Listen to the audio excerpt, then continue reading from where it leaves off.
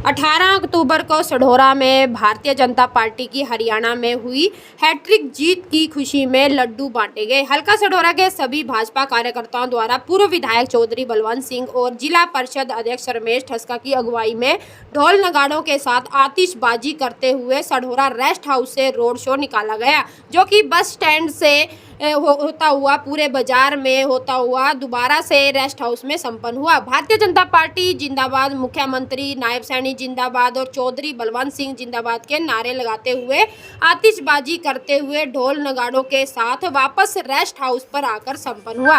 जिला परिषद चेयरमैन रमेश ठस्का ने दोपहर 1 बजे जानकारी देते हुए बताया कि भाजपा ने तीसरी बार सरकार बनाई है और चौथी बार भी आगे सरकार बनाएगी। सभी प्रदेशवासी सरकार से खुश हैं। जिस तरह के कार्य भाजपा ने हरियाणा में पूरे देश प्रदेश में विकास कार्य किए हैं, तो इससे सभी नगर वासियों ने भारतीय जनता पार्टी की जीत की खुशी नाच गाकर मनाई है और एक दूसरे को नायब सिंह सैनी के और दूसरी बार मुख्यमंत्री की शपथ लेने पर सभी को बधाई दी। इस मौके पर पूर्व विधायक चौधरी बलवंत सिंह, जिला परिषद अध्यक्ष रमेश ठस्का, भाजपा नेत्री कुसुम सेरवाल, मंडल अध्यक्ष पवन सैनी, महामंत्री वीरेंद्र गर्ग, गुरविंदर चौधरी, कुलवंत सिंह विजय यात्रा में पहुंचे सभी भाजपा कार्यकर्ताओं और समर्थकों का दिल की गहराइयों से धन्यवाद किया। जो कार्य किया प्रदेशवासियों ने, इसके लिए सबसे पहले तो मैं सभी प्रदेशवासियों को शुभकामनाएं देता हूं और माननीय मुख्यमंत्री अब तीसरी बार फिर भारतीय जनता पार्टी से बने हैं। ये पहला मौका है और मैं तो ये भी कहूँगा कि चौथी बार फिर भारतीय जनता पार्टी बहुमत के साथ सरकार बनाएगी। लोगों में जितना जोश है वो देखने को मिलता है। कल हम जब सप्तग्रहण समारोह में गए तो वहाँ पे लाखों की संख्या में लोग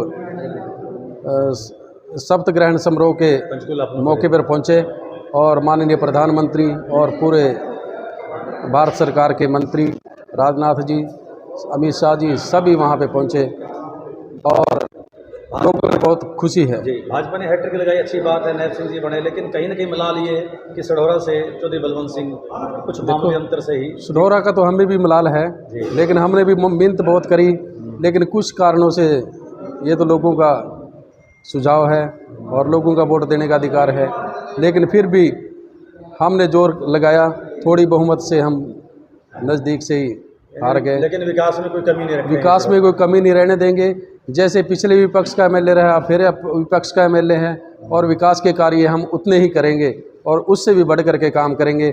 और जब नायब सैनी जी ने कहा था कि हम जो एसएससी की नौकरियां हैं वो भी सरकार बनने से पहले 25,000 युवा साथियों को जो नौकरियां मिली, ये बहुत बड़ी बात है हरियाणा वासियों के लिए, क्योंकि ये पहला मौका है कि 25,000 एक लगभग हमने कर्मचारी लगाए और बिना खर्ची और बिना पर्ची के हमने नौकरी देने का माननीय मुख्यमंत्री जी की उनके कर कमलों द्वारा ये कार्य किया गया। धन्यवाद सर। कार्यकर्ताओं की जीत है, हमारे शीर्ष नेतृत्व की जीत है, हमारे प्रदेश के नेतृत्व की जीत है और सबसे जो बड़ी बात है, हमारे कार्यकर्ता जो दिलो जान से लगे और एक चैलेंज के रूप में उन्होंने ये चुनाव लिया था और इस चैलेंज को स्वीकार करते हुए वे अपने विजय पथ पर अग्रसर हुए। बिल्कुल ऐसा है जी, पहली बार हमारे सैनिकों के लिए तो गर्व का विषय है ये। वो जो 56 इंच की छाती वाला वो विषय है ना जी, वो अब पूरा हुआ है जाके, क्योंकि हमारे अब तक के इतिहास में, हरियाणा के इतिहास में कभी भी सैनिक मुख्यमंत्री नहीं बने और फिर एक तो सैनिक मुख्यमंत्री बने, दूसरे हमारे पड़ोस के मुख्यमंत्री बने, तो इससे बड़ा हमारे सैनिकों के लिए और कोई विषय नहीं हो सकता। ये सारे सैनिक समाज के लिए गर्व का विषय है और इनको महसूस भी करना चाहिए।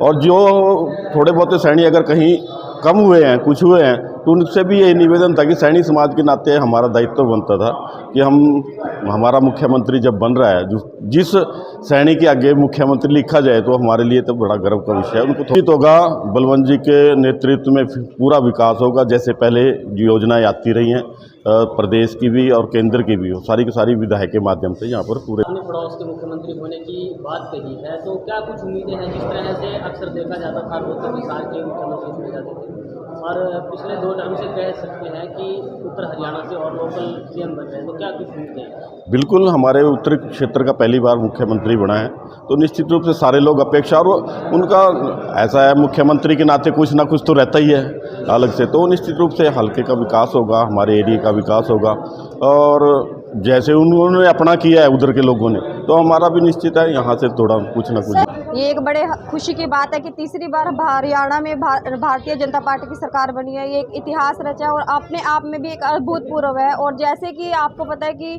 सबका साथ सबका विकास और बिना खर्ची पर्ची और जो भी कुछ हमारी सरकार की नीति है उसी के जनता ने पसंद किया और अपना आशीर्वाद नैब सैनी जी को दिया है। और दोबारा नैब सैनी जी ने सीएम पद की कल शपथ लिया और मैं यही आशा करती हूँ कि आगे भी भारतीय जनता पार्टी की सरकार ऐसे कार्य करती रहेगी और अपना पंचम ऐसे ही लहराती रहेगी। जय श्री राम।